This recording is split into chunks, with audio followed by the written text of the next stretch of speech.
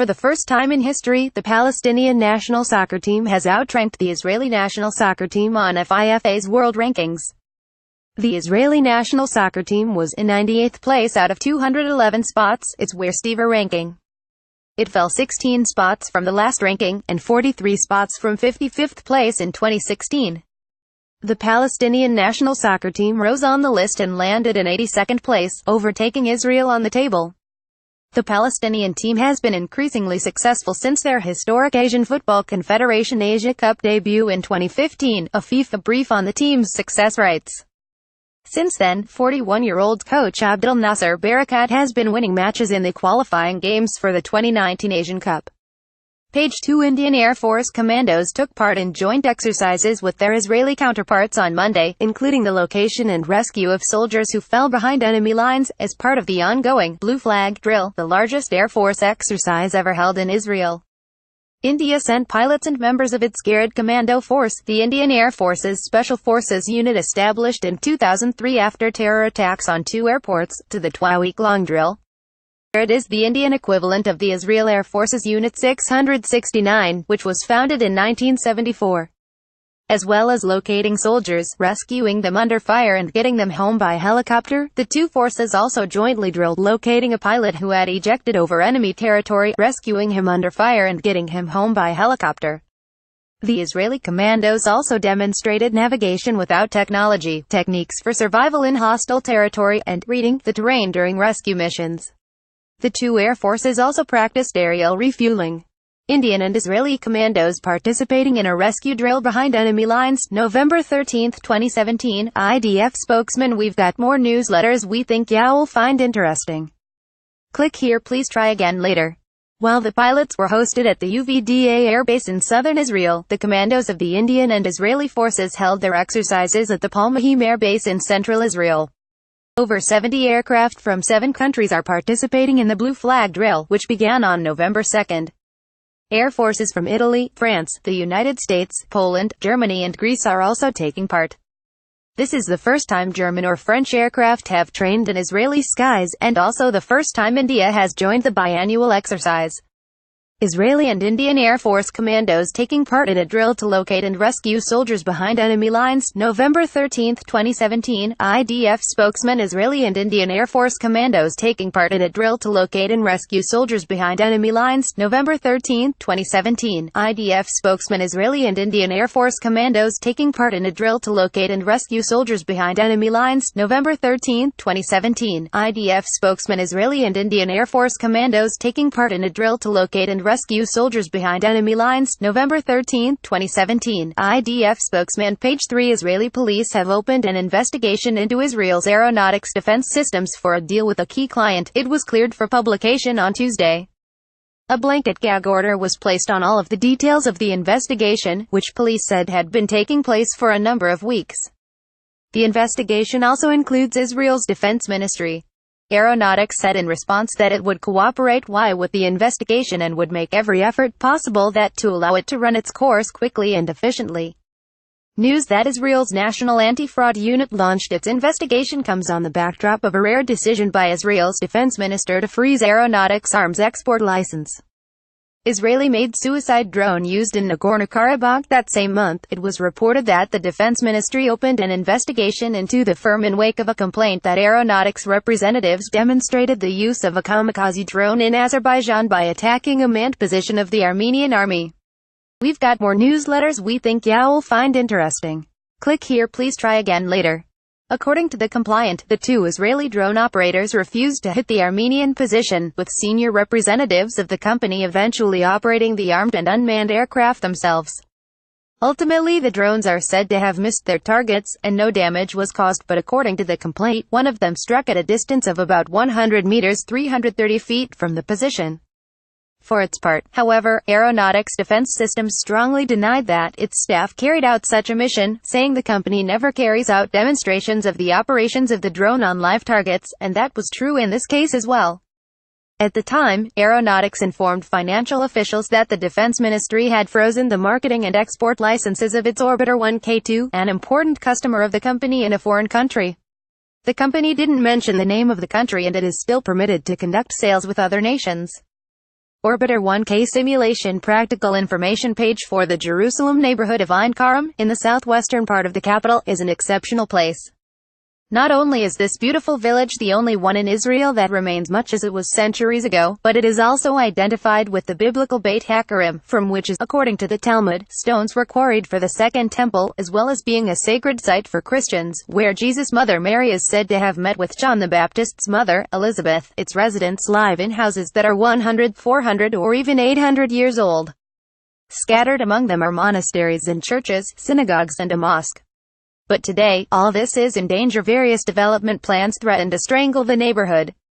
Penina Einmor is a tour guide, an environmental activist and a former chairwoman of Ein Karem's Neighborhood Association, who has lived here for 42 years. One of the plans now threatening the beautiful neighborhood, she says during an interview in her lovely home, with its arches and high ceilings, is an old proposal to build a hotel next to the spring that lies at the heart of the neighborhood. 6 stories, 60 rooms, with no parking, and the government hydrologist wrote in his report that the hotel will block the tunnel to the spring, which is sacred to Christians as Mary's spring, she explained. Church of the Visitation in Ein Karem, Jerusalem. Mihal Fatal ancient terraces, seen from Notre Dame de Sion. Ron Havilio, that's the spring where Mary, the mother of Jesus, and Elizabeth met? Yes. It's a scene shown in every Catholic and Orthodox church in the world. And right there, on that site so important to Christianity, they want to build the hotel? The Visitation, from Altarpiece of the Virgin by Jacques Darret, 14,341,435. Still, our life is very Sisyphean. So this is the plan that most threatens you now. No, it's the most minor. The other proposals are for the construction of a large army base, a huge, noisy pumping station on the slope below the main monastery, and 1,800 apartments on the site of the former Carmel boarding school. A new light rail line is already being dug, just 50 meters from the golden onion domes of the Russian church. There are also 3 additional plans for construction in the surrounding area, including Ramat Hadassah and Mordat Ora. The site of the future army base is a hill 150 meters from the easternmost houses of the neighborhood. Defense Minister Avigdor Lieberman and Chief of Staff Lieutenant Gen. Gadi Eisenkot attended the September 18 cornerstone-laying ceremony. Einmor says she can't understand how a project whose roots were in a cabinet resolution aimed at strengthening the city and that was originally planned for the northeastern Jerusalem neighborhood of Mount Scopus ended up in Ein Karem instead. Penina Einmor, Mihal Fatal, this a huge base for the military colleges which will move from Glilit outside of Tel Aviv. A plan was approved to put them near the Hebrew University, which actually wants them on Mount Scopus, or alternatively in Givat Ram, she said, referring to the university's 2 campuses. But now they want to build the college in woodland with tons of archaeological sites from the First Temple period, quarries, storage caves, wine presses, a real biblical park. That's where they'll put a base whose parking lot alone is designed for 500 cars. A figure in the defense ministry who asked to remain anonymous said that because the university's proposals were too inflexible and didn't suit the army, the decision on the location was passed on to the Jerusalem Development Authority, which proposed only the Ein Karem site. The ministry opposed the location for several reasons, including the hilly topography, but the development agency insisted on that site. First Temple-era terraces. Einmor's recent book, Ein Karem, a walking and cooking tour of the biblical village with photos by Mihal Fatal, who also photographs for Haaretz, published by Lunchbox Press, in Hebrew, is a mix of wonderful stories and local recipes provided by her daughter, the chef Adelia Einmor. Ein Karem, she says, was recognized as worthy of preservation by both the International Council on Monuments and Sites and Israel's UNESCO office. She thinks the international headquarters of the United Nations Educational, Scientific and Cultural Organization would extend its recognition if the city government were to commit to preserving the site. 3 justifications have been advanced for placing Ein Karem on the World Heritage List. The first is the landscape, with its ancient terraces, some of which date to the First Temple era. There are also ancient guard posts and waterworks. Together, they display the entire history of agriculture in this area, including during the Muslim and Crusader periods, nuns and Notre Dame de Sion. Mihal Fatal II is the site's sanctity to Christians, along with the artworks that have been inspired by it, from Salome, both the play by Oscar Wilde and the opera by Richard Strauss, through the churches whose art depicts the meeting of Mary and Elizabeth to the Magnificats composed by Bach, Vivaldi, Verdi and others. The third leg is the unusual architecture of the houses, which combines Crusader, Byzantine and Arab elements along with European and Moorish influences. And who knows more about all these treasures than local residents? But the city refuses to listen to them. The municipality isn't willing to discuss anything with us, Ein said. They see us as an antagonistic group because of our struggle to create a holistic plan for the place. The only time Mayor Nir Barkat came to Ein Karem, 2 years ago, with a deputy mayor, it was on the condition that he not meet with any residents or neighborhood association members.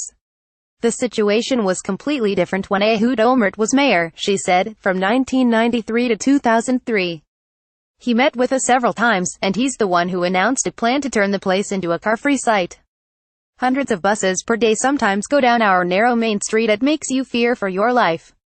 Alongside them are private cars, which park anywhere they can on weekends. We love the tourists, but what conveys them here is harmful. Ein Karem, Jerusalem. Michal Fadel Miriam's Spring and Ein Karem, Jerusalem. Michal Fadel Ein has a detailed plan to turn the place into an ecotourism village, with a cable car that would bring visitors from Mount Herzl, modeled on similar plans in Europe. But meanwhile, instead of an ecological village, you're getting a noisy pumping station. They approved a plan for Israel's largest water facility ever, on the slope below the Notre Dame de Sion. This is Jerusalem's fifth water line, including a storage facility with a pump that makes a huge racket, and a large gas storage facility alongside it. And who's responsible for this plan? The National Infrastructure, Energy and Water Ministry and the Israel Lands Administration. It just shows, once again, how our planning vision here isn't comprehensive. And now, we need to say, stop. That's what I ask of Mayor Barkat, the Jerusalem Development Authority and the city engineer. Off in the distance, I could hear banging. That's the fifth building plan in the village. Ein explained. Above the golden domes of the Russian monastery they're building an 8-meter-high concrete rail overpass.